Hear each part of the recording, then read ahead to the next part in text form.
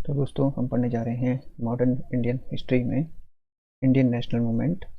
और इसमें हम सबसे पहले पढ़ेंगे जो फैक्टर्स थे जिनकी वजह से जो ग्रोथ हुई थी नेशनलिज्म की। तो इसमें सबसे पहला पॉइंट जो है वो है पॉलिटिकल यूनिटी। तो अंडर ब्रिटिश गवर्नमेंट क्या हुआ कि जो पहली बार जो इंडिया के ज़्यादातर रीजन जो थे वो यूनाइट हुए पॉलिटिकली और एडमिनिस्ट्रेटिवली एक सिंगल पावर के अंदर। और इसी वजह से इंट्रोड्यूस हुआ एक यूनिफॉर्म सिस्टम ऑफ लॉ और गवर्नमेंट। तो इसी वजह से पॉलिटिकल यूनिटी आई। फिर अगला है development of communication and transport.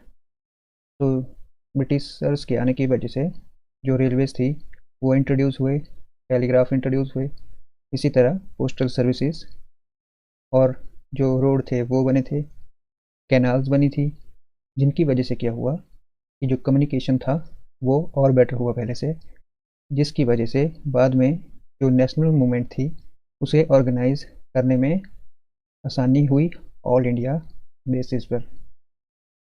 और इससे आगे है इंग्लिश लैंग्वेज और वेस्टर्न एजुकेशन। तो जो इंग्लिश एजुकेटेड इंडियन जो थे उन्होंने ही जो नेशनल मूवमेंट थी उसको लीड किया, इंडियन नेशनलिज्म को डेवलप किया और ऑर्गेनाइज किया।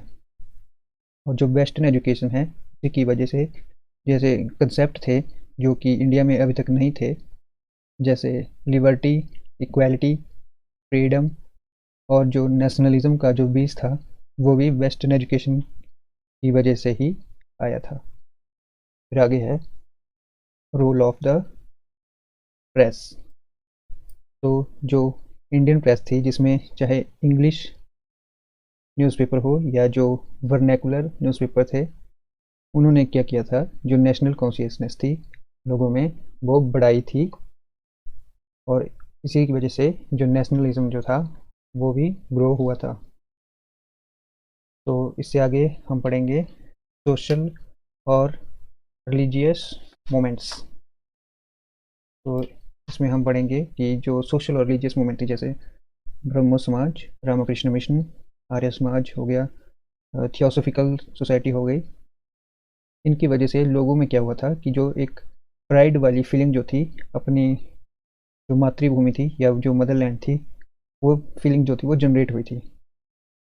इससे आगे हम पढ़ेंगे इकोनॉमिक जो एक्सप्लोटेशन की गई थी ब्रिटिशर्स द्वारा। तो इंग्लिश जो थे यानी ब्रिटिशर जो थे, इन्होंने इंडियन ट्रेड और जो इंडिया की जो नेटिव इंडस्ट्रीज थी उन्हें बर्बाद कर दिया था, यानी उन्हें रियून कर दिया था। और जो इकोनॉमिक एक्सप्लॉयटेशन जो थी एक one of the main most important cause था, जिसकी वजह से जो था जो नेशनलिज्म जो था इंडिया में वो राइज हुआ था। उसके आगे है racial discrimination by the British.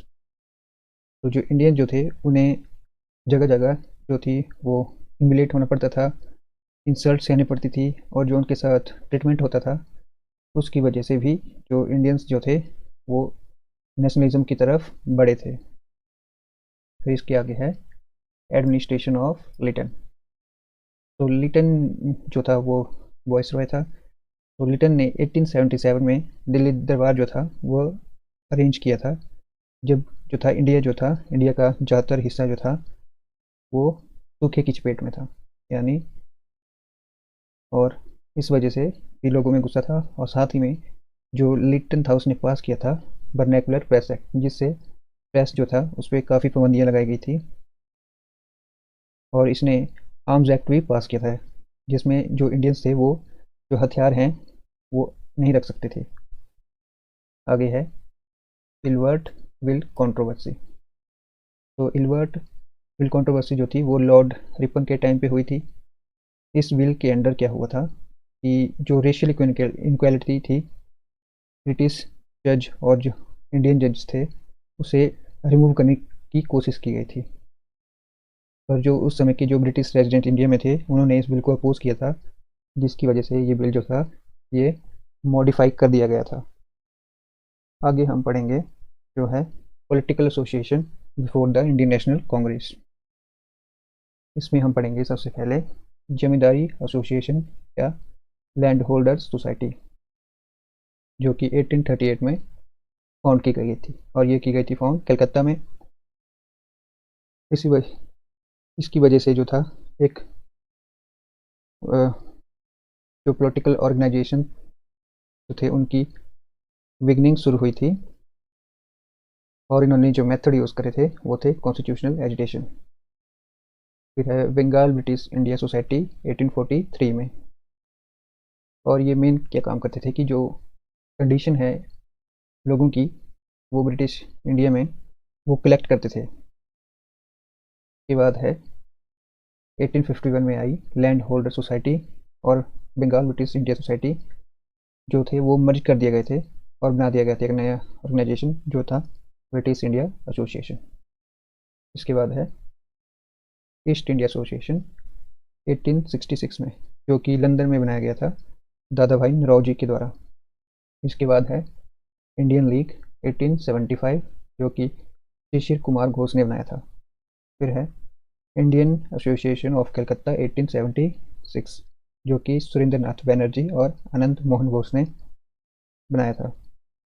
आगे है पूना सार्वजनिक सभा 1867, और ये महादेव गोविंद रेनडे ने बनाया था। इसके आगे है बॉम्बे महाजन सभा 1884 में, तो ये जो था ये एम बी राघवाचारी और बी सुब्रमण्य अय्यर और पी अनंत चालू ने 1884 में स्टार्ट किया था।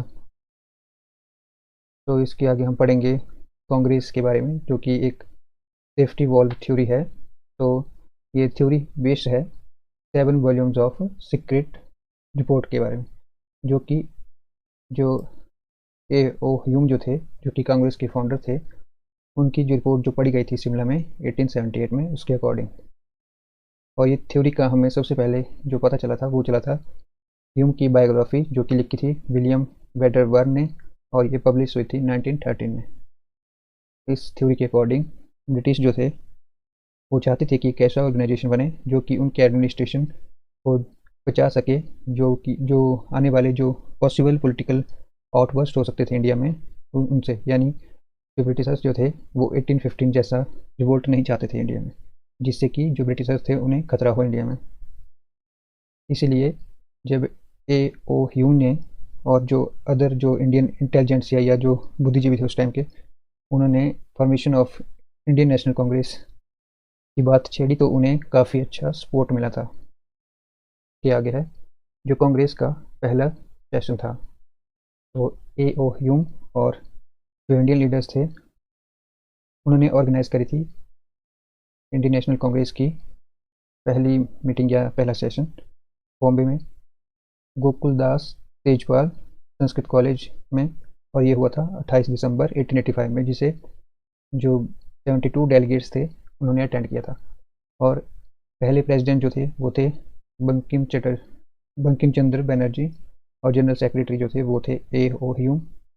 और कांग्रेस ने जो 4 मेन डिमांड रखी थी पहले सेशन में वो थी कि जो ICS का जो एग्जामिनेशन होता है वो इंडिया और इंग्लैंड में साइमल्टेनियसली कराया जाए, ताकि जो इंडियंस थे उन्हें लंदन जाकर वो पेपर ना देना पड़े। फिर है दूसरा कि जो लेजिस्लेटिव काउंसिल थी उसमें रिफॉर्म लाया जा सके, और जो नॉमिनेशन होती है उसमें उसकी जगह जो प्रिंसिपल ऑफ इलेक्शन है वो अडॉप्ट किया जाए। और उस समय थर्ड पॉइंट में उन्होंने जो एनेक्सेशन था अपर बर्मा का उसको भी अपोज किया था। आगे है जो रिडक्शन, जो मिलिट्री एक्सपेंडिचर था उसमें रिडक्शन की डिमांड की गई थी। और ह्यूम ने जो ह्यूम थे ए हो ह्यूम एलन ऑक्टेवियन ह्यूम, उन्होंने डिमांड रखी थी कि जो ऑर्गेनाइजेशन होगा उसका नाम होगा इंडियन नेशनल यूनियन, पर दादा भाई नौरोजी की एडवाइस पे इसका नाम चेंज कर दिया गया था इंडियन नेशनल कांग्रेस, जो कि अमेरिका की जो कांग्रेस है उससे ये इंस्पायर होकर लिया गया था। आगे हम पढ़ेंगे कुछ इंपॉर्टेंट फैक्ट जो कि इंडियन नेशनल कांग्रेस के बारे में है। तो सबसे पहला है कि इसका पहला सेशन जो हुआ था वो हुआ था बॉम्बे में, और जो बॉयस रॉय थे जब इंडियन नेशनल कांग्रेस जो थी वो फाउंडेशन हुई थी इसकी, तो वो थे लॉर्ड डफरिन। और जो पहली वुमेन प्रेसिडेंट थी ANC की वो थी एनी बिसेंट, और ये कब बनी थी? 1917 में। और पहली जो इंडियन वुमेन प्रेसिडेंट थी कांग्रेस की वो थी सरोजिनी नायडू, 1925 में ये बनी थी। और कांग्रेस में जो पहला स्प्लिट हुआ था या दो अलग हिस्सों में जो बंट गई थी कांग्रेस, वो थी 1907 सूरत सेशन में। और जो पहले इंग्लिशमैन जो थे जो कि आईएनसी के प्रेसिडेंट बने थे वो थे जॉर्ज यूल, और ये कब बने थे? 1888 में, और ये एक स्कॉटिश मर्चेंट थे। आगे है यंगेस्ट प्रेसिडेंट आईएनसी के, जो कि बने थे मौलाना अब्दुल कलाम, और ये कब कितनी एज में बने थे? 35। और पहले मुस्लिम जो कि बने थे कांग्रेस के प्रेसिडेंट वो कौन थे? बदरुद्दीन त्याबजी, और ये कौन से सेशन में बने थे? मद्रास 1887 में। और जो वंदे मातरम हमारा नेशनल सॉन्ग है, ये सबसे पहली बार किस सेशन में गाया गया था? तो वह गाया गया था कलकत्ता में 1896 वाले सेशन में। फिर है फर्स्ट ज्वाइंट सेशन कांग्रेस का और मुस्लिम लीग का, ये कब हुआ था? लखनऊ 1916। फिर जो खादी जो पहनना कंपलसरी कर दिया गया था इस कांग्रेस के वर्कर्स के लिए, तो वो कौन से सेशन से किया गया था? तो वो है एनी बिसेंट द्वारा किया गया था 1917 में। और नेशनल एंथम जन गण मन जो था वो पहली बार गाया गया था इस सेशन में कलकत्ता 1911 सेशन में। और वो ओनली सेशन जिसमें महात्मा गांधी जी जो थे वो प्रेसिडेंट थे, वो कौन सा सेशन है? बेलगांव 1924। और वो सेशन आईएनसी का जब पहली बार जो थी वो कंप्लीट इंडिपेंडेंस की डिमांड जो उठाई गई थी वो कहाँ पे उठाई गई थी? 1929 में लाहौर में। और जो प्रेसिडेंट थे आईएनसी के यानी कांग्रेस के, जब इंडिया जो था इंडिपेंडेंट हो गया था तब वो थे आचार्य जेबी कृपलानी। यहाँ पे 1948 होगा, सॉरी एक मिस्टेक है। तो जो लास्ट सॉरी जो प्रेसिडेंट जो थे कांग्रेस के जो इंडिपेंडेंस के टाइम पे थे वो थे Acharya J Kripalani. Thank you. आगे हम नेक्स्ट वीडियो में पढ़ेंगे।